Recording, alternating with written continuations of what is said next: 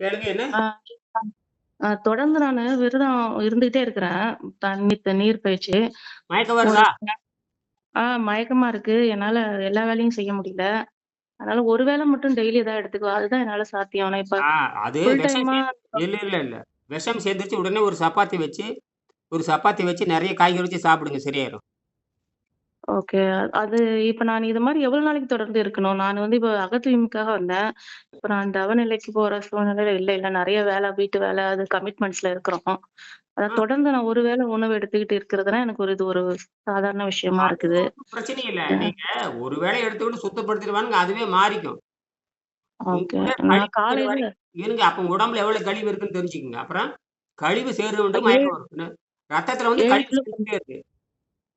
7 kilo குறைஞ்சுட்டேன்யா. இதுக்கு மேலயும் குறைஞ்சா எல்லாரும் இப்பவே வீக்கா இருக்கிற, டல்லா இருக்கிற, ஒல்லியா இருக்கன்னு கேட்க ஆரம்பிச்சுட்டாங்க. அவங்க கேட்பாங்க. ம். அவங்க கேட்பாங்க. என்னது? அதுதான். அவங்க இதுக்கு எதுக்கு உங்கள மேலயும் கேட்கறாங்க? தோற்றத்துல மாற்றம் வச்சுட்டு சமுதாயத்துல மூவ் பண்ண முடியாதுல்ல. அதுக்கு தான் பார்த்தேன். அது தவறான முடிவு இது. என்னது? ஆ இது தவறான இல்ல முடிவு. இது யோக ஆ மார்க்கம் என்பது மனதை அடிப்படையாகக் கொண்டது. உடலை அடிப்படையாகக் கொண்டது அல்ல. ஆ இந்த தத்துவத்த தான் நீங்க புரிஞ்சுக்கணும். நீங்க செய்யறது, செய்யாதது அது உங்க விருப்பம். அதெல்லாம் வந்து சாக்கடையில இருந்துட்டு உயர்ந்த நிலை நினைக்கக் கூடாது. ஓகேங்க. சாக்கடையில இருந்துட்டு உயர்நிலை நினைக்கக் கூடாது. ஆனா கடமைகள் இருக்கு. அது சுத்தமா அந்த இந்த மாய சமூகத்த விட்டு நீங்க ஒதுங்கி விழுந்தீங்க. இருந்து செய்ய வேண்டிய விஷயமா இருக்கும் போல. நீங்க வேடிக்கை மட்டும் தான் பார்க்கணும். நீங்க வேடிக்கை மட்டும் பார்த்துட்டு எல்லாரும் அப்ப நீங்க கடுமையான புற்றுநோயாளி மாரினா என்ன பண்ணுவீங்க? சும்மா அது கஷ்டம் தான். செய்ய வேண்டாங்க. சுத்தி சுத்தி நோயாளியா இருக்கும்போது நம்ம நாம ஆரோக்கியமா நடமாடுறதே பெரிய விஷயமா இருக்கு இப்ப இருக்க இப்ப உயிரை சமுதாயத்துல. தக்க வைக்கிறதுக்கான போராட்டம் தான் இது. என்னது? இப்ப உயிரை தக்க வைக்கணும்னா, அது அழகு எப்படி வரும்? அழகுக்கு நான் பார்க்கலைங்கய்யா. இப்ப அழகு தானே இங்க பேசுறீங்க. அழகுக்கு பேசலைங்கய்யா. நானு வந்து நான் எனக்கும் விவாதம் ஒரு தான் வேலைன்னா ஈஸியா நான் என்ன இருக்கு. சொல்றேன்னா, மொத்தமானா புரிதலுக்காக மத்த வேலைகள்ல இருந்து மத்த வேலைக்கும் ஆரோக்கியம் அப்ப நீங்க என்ன பண்றீங்க? ஒரு சப்பாத்தி சாப்பிட்டு, தேவையான காய்கறி வச்சு செஞ்சீங்கன்னா, நீங்க மம்டி வேலை கூட செய்யலாமே! காலையில ஒரு வேளை அந்த மாரி எடுத்துக்கிட்டு எப்படி வெளியில வேணாலும் போயிருவேங்களே. செஞ்சுக்கலாம். அது உங்க இஷ்டம். இது வந்து காலை, ஓகே. மாலை, மதியம், இரவு நீங்க ராத்திரி 12 மணிக்கு கூட ஒரு சப்பாத்தியும், 1 கிலோ காய்கறியும் திங்கலாம். ஒண்ணும் பண்ணாதே! வாய்க்குள்ள போடுறோம், ஜீரணமாகுது, வெளிய போகுது, போதை உண்டாகுது. அவ்வளவுதான். என்னது? போதை அந்த மயக்கம் வந்து நம்ம உள்ள இருக்க அழுக்கு தான்றீங்களா ஐயா? நான் சொல்லல. உடம்பு அப்படிதான் ம். சொல்லுது. Okay, okay. உங்களுடைய எடை அழுக்கு என்னன்னு வெளிய யாருக்காவது தெரியுமா? 65ல இருந்து இப்ப நான் 59 ஆயிட்டேன்யா. ஆமா. இது வந்து என்ன? உள்ள அசுத்தம் இருக்குன்னு அர்த்தம். என்னது? இன்னும் இருக்குதான்னு எனக்கே ஃபீல் ஆகுது. இன்னும் கூட நான் இது அப்புறம் தெரியுது. எப்படி கவலைப்படுறீங்கங்கிறேன். நீங்க கவலைப்படுறது உங்கள உங்கள உங்கள பத்தி கவலைப்படுறீங்களா? இல்ல போலிய பார்த்து கவலைப்படுறீங்களா? இல்ல எனக்கு இந்த வேலைய கன்டினியூஸா நெறைய வேலை செய்யாம கொஞ்சம் உட்காந்து உட்காந்து மம்டி வேலை எழுந்திருக்கிறேனா, அதனால மம்டி வேலைய செய்றீங்க. நீங்க ஒண்ணும் மம்டி வேலைய செய்றீங்க. சம்டி வேலை செய்றீங்களா? நீங்களும் சரிங்க. காடு உழவ நான் வந்து புரிதலுக்காக கேட்கறேன். அது உங்க பிரியம் என்பது வேறு. புரியுதா? நீங்களும் மம்டி வேலை ஆனா கிடையாது. மனமும் இன்னும் அடங்கல. இதுவும் கிடையாது. மனமும் அடங்கல. ம். ஆ? சுத்தமா எனக்கு இப்ப வயித்துல பசியே இல்லங்க ஐயா. நிம்மதியா இருக்கு உடம்பு. ஆனா மயக்கம் மட்டும் இருக்கு. இப்ப நான் ஏன்? ஏதாவது ஏன்? சாப்பிட்டேன்னா எனக்கு டிஸ்டர்ப் ஆகும். ஏன்னா, ஆ உள்ள இருக்கிற விஷம் வரும். வாயில வந்து சேர்ந்து அந்த வாயில வந்து படியிற வரைக்கும் நீங்க என்ன பண்ணி வாயில வந்து படியிறப்ப அந்த விஷம் வரும். விஷம்னா உடல் எடை குறைஞ்சுக்கிட்டே வரும். அதான் சொல்றேன். சுத்தப்படுத்த ஒரு கட்டத்துக்கு மேல் உடல் எடை குறைவது நின்றுவிடும். அப்பதான் அது பரிசுத்த உடல்னு அர்த்தம். வாயில ஒரே உப்பு வாயில பட்டா எப்படி இருக்கும்? அந்த மாரி உப்பு தன்மையோடயே இருக்கு இப்ப பாரு வாய்.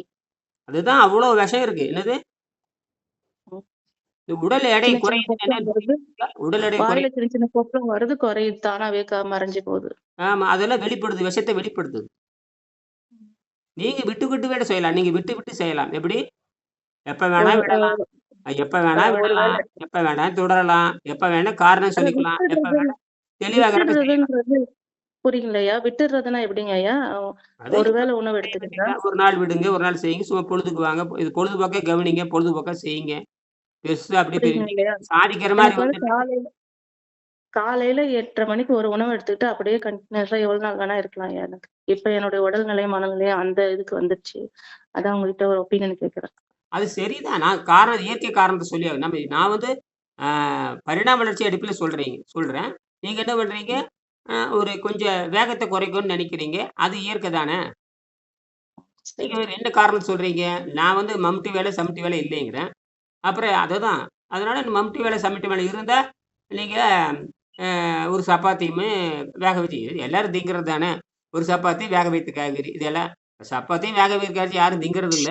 நீங்க ஒரு சப்பாத்தியும் அல்ல அ அரிசி சோறும் காய் போட்டு பெனஞ்சு திங்க வேண்டியது தான். என்னது? சரி. அரிசி அரி வேண்டாம். மத்தபடி ஏதாவது சாப்பிட்டுக்கலாம். அரிசி சோறும் ஒண்ணு எல்லாம் தான், ஒண்ணுதான். சப்பாத்தியும் எல்லாம் ஒண்ணு தான், ஒண்ணுதாங்க. பூரியும் ஒண்ணு பேரு தான் தான், வேற இருக்கு. இதுவும் ஒண்ணு தான். சரிங்க. எல்லாம் ஒண்ணு தான். சரி, சரி. அரிசி நன்றி. சோத்த தின்னுட்டு அரிசி சோத்த தின்னுட்டு கீரைய போட்டு திங்க வேண்டியது தான். என்னது? சரிங்க. நேரடியா சொல்றேன். அரிசி சோத்த போட்டு கீரைய போட்டு தின்னுங்க ஒண்ணும் பண்ணாது. ஒண்ணும் பண்ணாதுன்னா, சரி. அதுக்கான குற்றத்த அது பண்ணிட்டு தான் வேலை இருக்கும். தாமதப்படுத்தும். அவ்வளவுதான். அவ்வளோதான். அப்ப அப்ப நீங்க மற்ற காரணங்கள சொல்லி சொல்லி தப்பிக்க பார்க்காதீங்க. புரியுதா? அது அப்படிதான் அந்த பேய் பண்ணும். என்ன பேய் சரிங்க. பண்ணும்? அந்த போதை பேய். நீங்க சமூக பேய் இருக்கு இல்லையா? ம். சரி. சமூகம்ல சுத்தமான சுத்தமான உடம்பான்னு கேட்கிறேன். அதுக்கு தான் தனிமையில செய்ய நான் தான் சொல்றேன். இது தனிப்பட்ட முறை. இது மனம் சம்மந்தப்பட்டு நீங்க சொல்ல மறுக்கிறீங்கன்னு கேட்கிறேன். நீங்க சூழலுக்கு சொல்லி நீங்க தப்பிக்க பார்க்கிறீங்க. நீங்க பிறர் சொல்லுவாங்கன்னு நினைக்கிறீங்க. முதல்ல அதுவே தப்பு இல்லையா? ஆமா. இது இது விளக்கமாக இப்ப நான் சொல்றது விளக்கம் அளிக்கிறேனே தவிர முடிவெடுக்கிறது நீங்க தான். என்னது? சரிங்க. விளக்கம் சொல்வது எங்க வேலை. ஆமாமா. அதெல்லாம் ஒண்ணும் ஆமாமா. நீங்க சமுதாயத்தோட ஒத்து போங்கன்னு எந்த சமுதாயத்தோட ஒத்து போவீங்க? 2டே கேள்வி தான் இருக்கு. வள்ளுவர் சொல்வாரு, அ இந்த ஒழுக்கம்னு ஒண்ணு இருக்கு இல்லையா? ஒழுக்கம்னு ஒரு தலைப்பு இருக்கு. ஒழுக்கம்னு. அத பார்த்தீங்கன்னா, ஒழுக்கத்துக்கான என்ன விளக்கம் சொல்லுவாருன்னு சொல்லவே மாட்டார். ஒழுக்கத்தின் சிறப்ப சொல்லிட்டே வந்து, உலகத்தோடு ஒட்ட ஒழுகல் பலகற்றும் கல்லார் அறிவிலார்ம்பாரு. அதாவது பலகற்றும் நெறைய தெரிஞ்சிருந்தும் கூட உலகத்தோடு ஒன்றி போதல் என்கிற மாரி ஒரு கருத்து வரும். அதாவது நீ என்னதான் பெரிய அறிவாளியா இருந்தாலும், நீ முட்டாளோட கலந்து போடான்னு அர்த்தம். என்னது? முட்டாளோட கலந்து இருந்துக்கணும். முட்டாளோட கலந்து போடாங்கிற அப்ப முட்டாள் செய்ற வேலைய நீயும் செய்டான்னு சொல்றாரு அவரு. அப்படித்தானே அர்த்தம். அப்படித்தான் சொல்லுவாரா வள்ளுவர். ஆ. அப்படி சொல்ல மாட்டாரு. அது வேற அப்ப ஏதாவது மீனிங் என்னவா இருக்கும். இருக்கும்? நேரடியா பார்த்தா அந்த ஒழுக்கம்ங்கிற அடிப்படை. ஒழுக்கம்ங்கிற குறள்ல 10 குறள் இருக்குது. 9 குறளுமே ஒழுக்கத்தின் மேன்மை பத்தி தான் சொல்லுவார். ஒழுக்கம்ன்னு என்னன்னு சொல்ல மாட்டார். என்னது? மேன்மைய பத்தி சொல்லுவாரு. அது சொல்லிட்டு இப்படி இருந்தா கடைசியில இப்படி சொல்லுவாரு. இருக்கும். நீங்க வேணா எடுத்து படிச்சு பாருங்க. கடைசியில சொல்லுவாரு. 13வது என்னது 13 நெனைக்கிறேன். ம். 13 அல்லது 14 ஒடுக்கமுடைமைன்னு ஒரு அதிகாரம் இருக்கு. அதுல எடுத்து படிச்சு பாருங்க. நான் ஒரு நிமிஷம் இருங்க.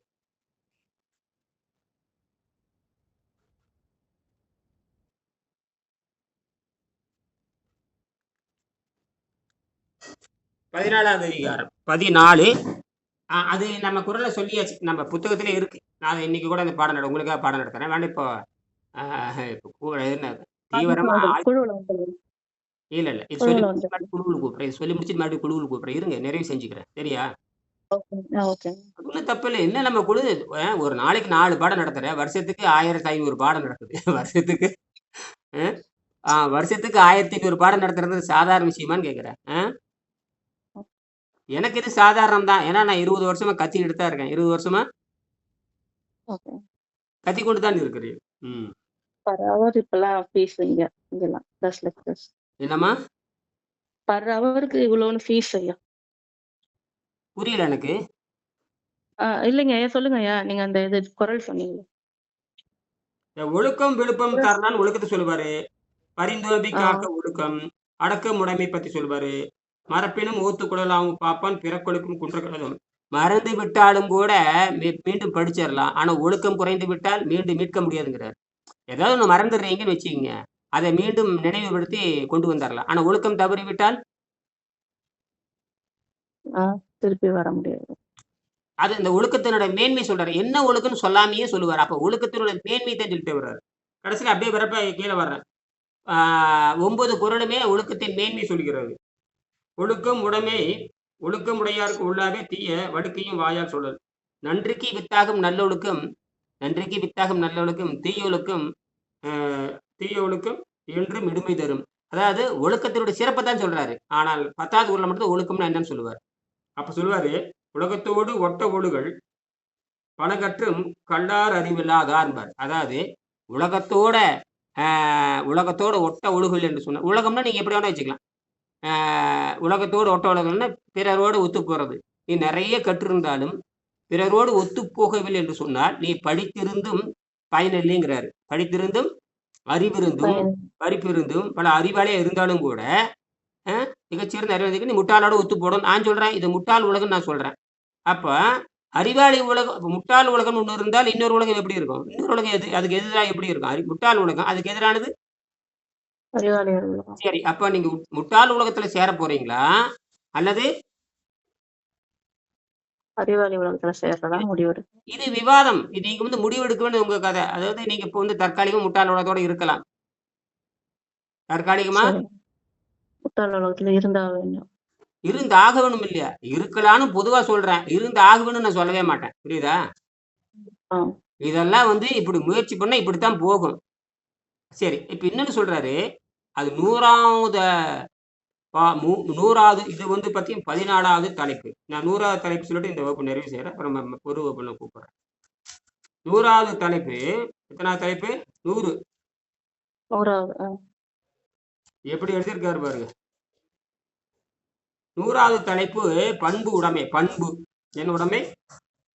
பண்புடைமை.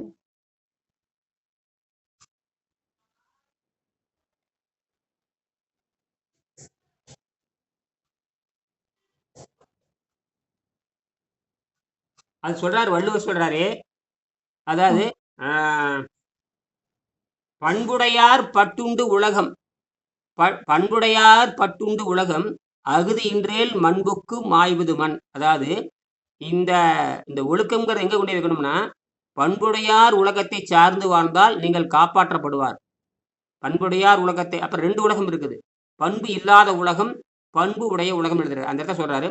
பண்புடையார் பட்டு உண்டு உலகம். இந்த பண்புடையாரை சார்ந்து வாழ்ந்தால் நீ காப்பாற்றப்படுவாய். இல்லை என்று சொன்னால் மண்ணோடு மண்ணாகி போவாய்ன்னு எழுதுறாரு. என்னது? மண்ணோடு மண்ணாகி போவாய். நானா சொல்றேன்? வள்ளுவர் சொல்றார். அவ்வளவுதான். மறுபடியும் கூப்பிடுறேன் உங்களை. நன்றி.